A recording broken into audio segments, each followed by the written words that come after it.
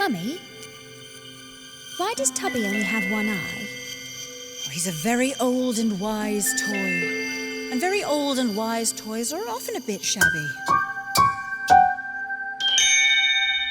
I'm Jen Green. I'm Caroline Wigmore. And we're the writers of The Velveteen Daughter, which is a musical in development telling the story of Margery Williams, who's the author of the world-famous children's book, The Velveteen Rabbit, and her daughter, Pamela Bianco, who most people have never heard of, but was a child-prodigy artist. The show's based on the novel of the same name by Laurel Davis Huber. Margery's daughter Pamela was famous during her childhood, her teens, and early adulthood. She was mentored by Pablo Picasso. She was celebrated by the most elite artists of her time. And at age 14, Gertrude Vanderbilt took interest in her and relocated the whole family from London to New York so that Pamela could be a part of the New York art scene, which was really exciting at the time. And basically at that point, Pamela was supporting her entire family with her artwork. What's really interesting about that is that it's Pamela who was the famous one at that point, and Margery is the person that everybody knows now as the author of The Velveteen Rabbit. In their lifetime, it was completely the opposite way round. So the early fame took a terrible toll on Pamela's mind. This was kept secret from the public. So Pamela would have terrible depressions, obsessions, and hallucinations. They'd sometimes last for days. She'd often hallucinate her own artwork. I think if it was today, she would probably be diagnosed as bipolar. But obviously that wasn't a thing back then, although she did spend a large amount of her life in various different institutions, which we also cover in the show. Now, Margery was writing her first children's book during this time, which, as you probably have guessed, is The Velveteen Rabbit. The story is about a toy rabbit who longs to be real, and the story takes on another level of meaning with the knowledge that Margery's daughter, Pamela, struggled to understand reality herself and also longed to be real and to be loved and accepted. If you are loved for a long, long time, you become real. When you're old and gray and past your prime, you become real. The world is full of shiny things, mechanical toys with wind-up rings, but they'll never know the love you feel when you are real. There once was a Velveteen Rabbit who dreamed that she'd become real someday. It fell to me to be the one to make her see that pain might be the price to pay.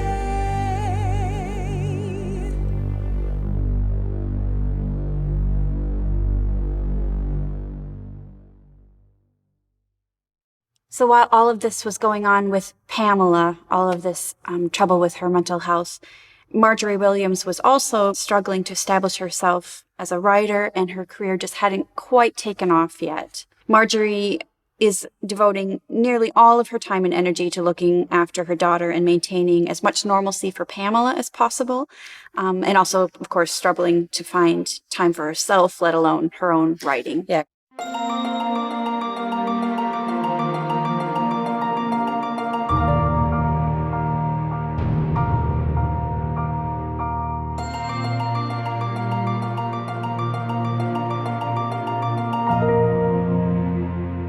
No one ever told me the pictures aren't supposed to move. No one ever said they should be still and silent.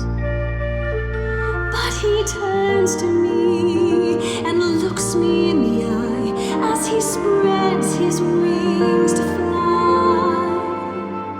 I want to fly with him high above the street.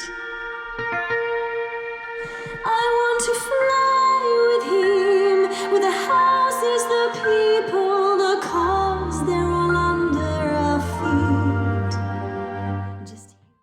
So there are many characters in Margery and Pamela's life that we will see on stage. Pamela has an overbearing father who manages her career, who's a really important character, as well as friends and historical figures such as Pablo Picasso, Gertrude Vanderbilt, and Richard Hughes. So we see this as an actor-musician musical, where all the musicians are visible on stage and step in and out of the characters in Margery and Pamela's life. So that almost reflects the very transient nature of Pamela's experience of life as well. We see this as a mid-size musical for about 6 to 8 actor-musicians. We'd envisage them being on stage at all time. Pamela found a welcoming arts community in Harlem, New York, which was an exciting place to be during the Harlem Renaissance. And Pamela actually was married inside of a club in Harlem. Which ended about as disastrously as you might expect. Yes, but it was an exciting wedding. We want to present Pamela's artwork in a visual way on stage with the use of animated line drawings. These show us what Pamela's seeing in the world as well as what she's seeing in her mind. And her hallucinations actually come to life on stage and she can interact with them as well.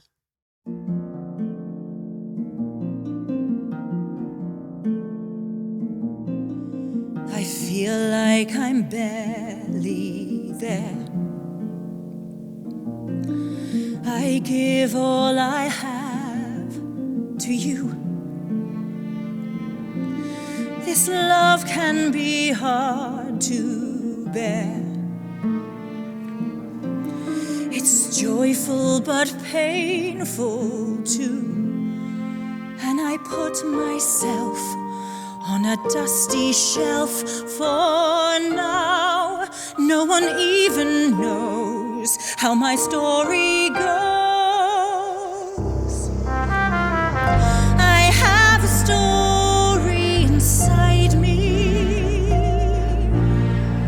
too heavy to hold. I'll lay it down on paper, for stories must be told. I'm not so young anymore, and maybe I missed my day. My daughter has reached the top, while I am still on my way, and I see myself on that dusty shelf, untouched, and I can't read on, half the page is gone. Am I a minor character in her biography, a forgotten name in the bibliography? Do I dare to write on this blank white page a story, my story? I have a story inside me. It's there in my mind's eye. Even if no one's listening, I'll tell it to the sky. I'll tell it to the sky. Yes, I know I have a story, a story.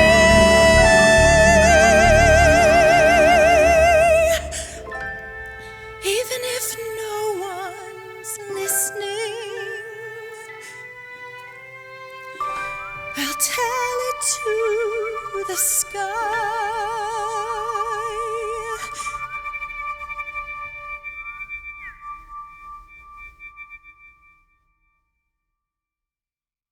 At this point, we are still in the early stages of development, and we're really interested in teaming up with a partner, especially one who would be excited by the multimedia aspect of the show, as well as, of course, the story itself, and could help us realize the animated part of the story on stage.